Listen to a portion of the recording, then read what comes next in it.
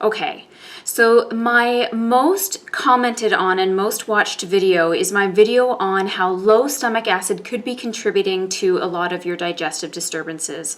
And there's been a lot of questions on, could this be the root cause of why I'm having IBS, why I'm having chronic gas and bloating? And what I want to tell you today is it's a very common symptom that I'm seeing with a lot of my patients. And as I said, there's about 80% of you who have low stomach acid, despite the fact that you have GERD or acid reflux or things like that. So what we're going to talk about today is how you can further test to see if stomach acid is in fact low without doing any invasive testing, and of course the reasons why the stomach acid becomes low.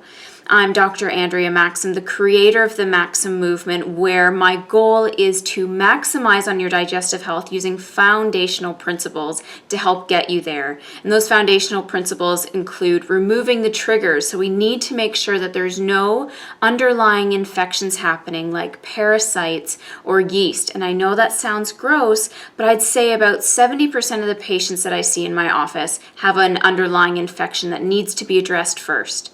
The next thing that we have to make sure that isn't present is food sensitivities. And the most common ones I see in practice is cow dairy, eggs, and gluten. And what I encourage you to start doing is minimize or remove those food sensitivities altogether and see if the digestion starts falling back into place.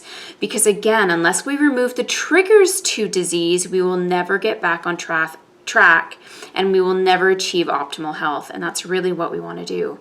But when it comes to the stomach acid specifically, let's discuss why the stomach acid can become low. And the reason why it gets low usually is because it's a very energy costly process for the body to achieve. So neutral pH is about a pH of 7. And in order for it to go down to stomach acid pH, which is about 0.8, it goes down on a logarithmic scale. So from a pH of 7 to 6 is a factor of 10.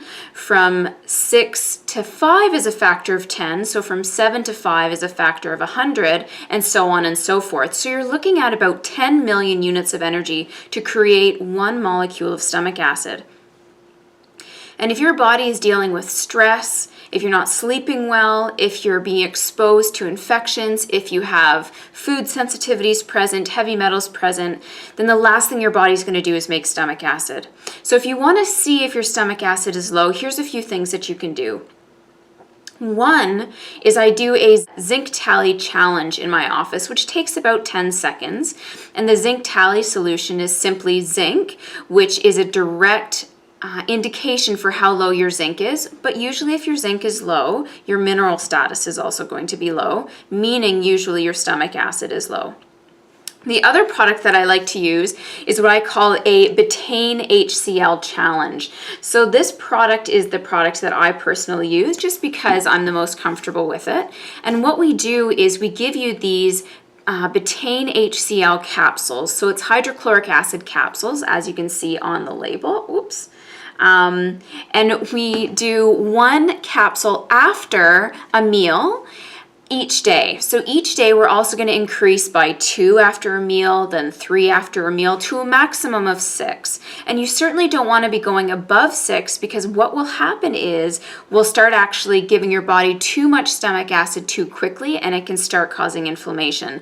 And we don't want to be disrupting your body any more than it already is. So tomorrow you would have 1 capsule after every meal, the next day 2 capsules after a meal, and so on and so forth. And what we're hoping to achieve is this very gentle warming sensation. And what that warming sensation means is we've achieved your tolerance level for this stomach acid, or the HCl, if you will. And what that means is your max dose would be, let's say, 5 capsules, because that's where the warming sensation happened. What you then do is you reduce that by 1 capsule after every meal, and that becomes your maintenance dosage. And slowly but surely you'll find a few weeks later 4 capsules becomes too much because you get that warming sensation. And then eventually 3 capsules will, and 2 capsules will.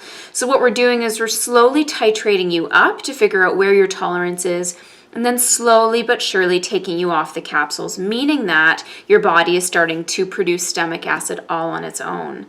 If for some reason you achieve 6 capsules without having any digestive upset, please do not go further. That's just the max that I feel comfortable with, and you'll just maintain that for a few weeks until finally that warming sensation happens.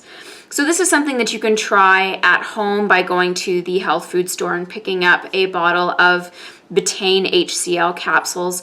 What I will say is I can't guarantee what the tolerance dosage will be on any other product other than the Thorne product. So I can't tell you where that upper limit's going to be. So please use your discretion. And of course, if you want medical guidance, please find a naturopathic doctor in your area.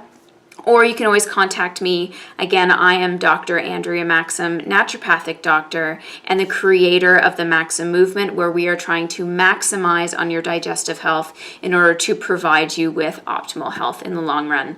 Any questions or concerns, please don't hesitate to ask. The link to that previous video that I mentioned is coming up. And then, of course, if you want to receive these free videos, every week I try to post one. Please subscribe to my channel and become an avid member. Please send your comments as well. I love to get the dialogue. And as always, have a happy and healthy day.